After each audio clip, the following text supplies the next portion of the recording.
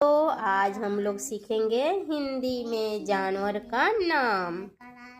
ये क्या है? बिल्ली। बिल्ली। ये क्या है? कुत्ता। Very good. गाय। गाय। भेड़। भेड़। घोड़ा। घोड़ा। खरगोश। शेर। हाथी। हाथी। बंदर। बंदर। जिब्रा। जिब्रा।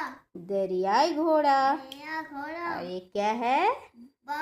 वेरी गुड बच्चों। फिर से बोलो बच्चों, ये क्या है? बिल्ली। कुत्ता। गाय। Very good. भेड़। घोड़ा। खरगोश। Very good. शेर। हाथी।